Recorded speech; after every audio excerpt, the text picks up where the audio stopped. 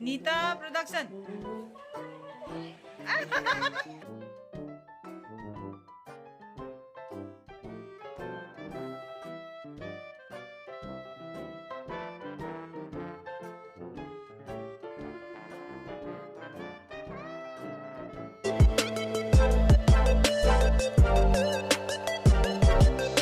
Nita Production. एंगे एंगे ये क्या है?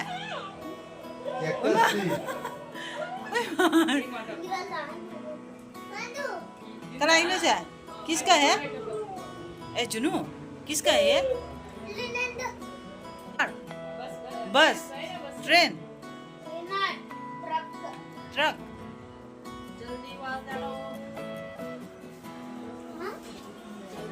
ये स्वामी अन्य गोपाल नहीं है। साउथ इंडिया का नाम लंबा होता है ना। हुआ ngangi ne Oi huwa jang ngangi ne sia वो जब नहीं है। huwa jang ngangi ne nang Aya hidup aja रुको नहीं बंद मत nang huwa jang ngangi da huwa ngangi नहीं ne नहीं da जब लगा सुन रहा है। Nita Production ayo ini ba Nita Production Oi ma ngasi numitda jam nungai re Maya hojik se nungangi pung nipan muk tare ado maya aiga moi pa ka se bazar cha ubne abo ko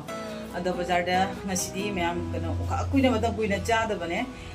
nga akogi rau gi marum do ngasi phang na pore abo ko maya keji ma pore aba ado maya ai ji thong ge tauri ado jana haunu thong ge abo ko maya ado jing na si ado son di chana pina su son ji se maya jing han jage world environment day ba yedna ko maya ado gi anga si gi jekpi ni abo ko mono si kai no rohit ki nang jekpi se environment day gi tang kya dana tang ji khangre kenim ta kra wa mi mane mane wa mi mane boyu ro tore kwa damen ji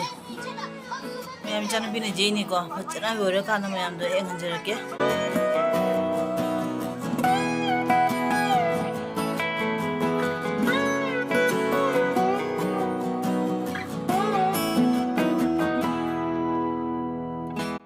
mayam sidi damata chana ne raugi kana marum phangure abo ko kya no kg gra ye ba ko mayam si cham jang thai kg da cham jang thai gi ni mayam marum se do hinjang na bisu katang pore aba hoji hinjang na bise khara tang me ga morok tang morok ka gi bheri ga kai gi khara tani pore chi do mayam ai huji marum se thong age mayam sidi kamai thong ai dom jing se ko mayam Nang sila chana khara pore chana tangai khara ayuk ta tan jara ga ne thong na ba hinja इता न KG में मरुम से लोना मुक्ता मरुम से बोरा हो तो बा haudo gi khabe me haudong thamani phaidana hojik cha ga bai cha ga नसी लोई चागा तो hoji budi bai cha roi ne dei so hayeng gi su khara thangani na ये हो da haudo ge tawri ba asiga machan je puno half kan half rami khamba maroi morok jira adai phadigom tiwau adoi gi kenu do gurumoris kari kana puno half ra bari e padana nam tot ki ge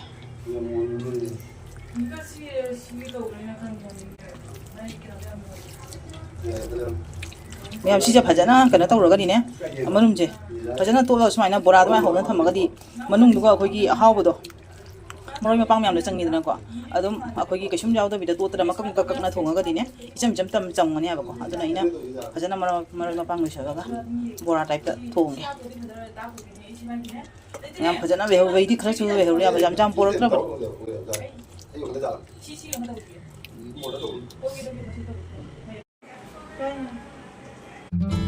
mayam ai ngasi gi marum chi ne khang ani makta oina tawrage kaina hai duga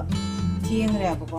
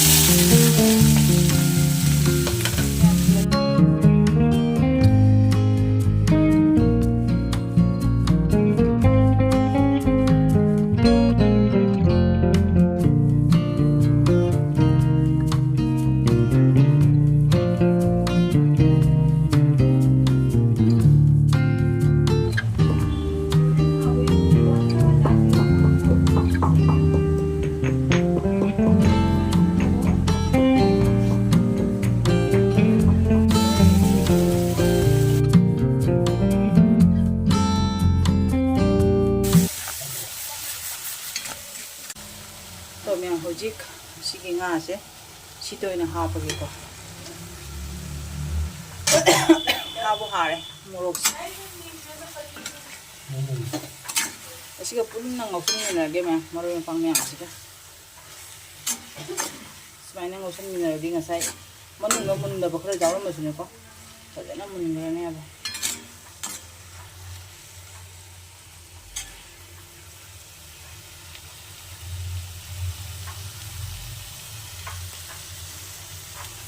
ꯃꯌꯥꯝꯁꯦ ꯍꯧꯖꯤꯛ ꯃꯍꯤ ꯈꯛꯇꯪ ꯍꯥꯞꯄꯅꯤ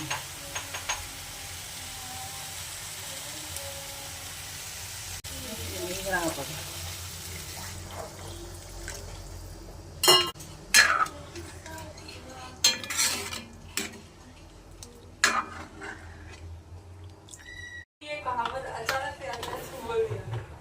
ꯃꯌꯥꯝ ꯁꯧꯗ꯭ꯔꯤꯉꯩꯗ ꯊꯨꯝ ꯈꯤꯇꯪ ꯊꯥꯛꯆꯜꯂꯨꯔꯒꯦ 야? ꯃꯌꯥꯝ ꯁꯤꯁꯦ ꯐ꯭ꯔꯤꯖꯇ ꯊꯝꯃꯒꯦ ꯑꯗꯒꯤ ꯁꯤꯁꯦ ꯀꯣꯟꯅꯅꯤ ꯆꯥꯛ ꯇꯣꯛꯄ ꯂꯣꯏꯔꯒꯅꯦ ꯇꯧꯔꯒꯦ ꯐ꯭ꯔꯤꯖꯇ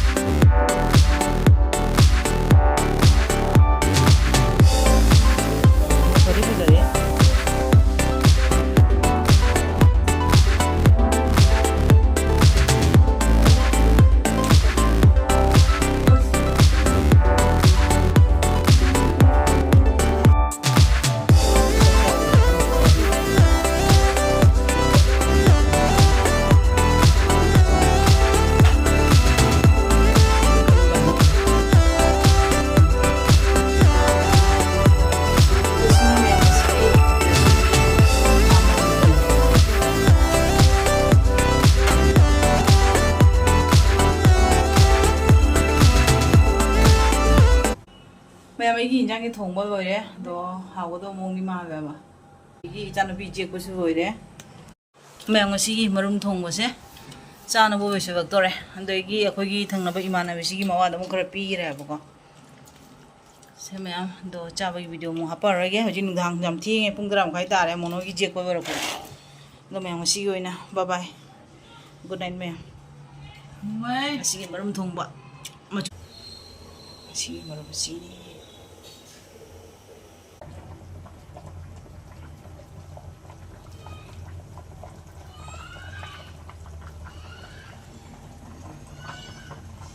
हो गया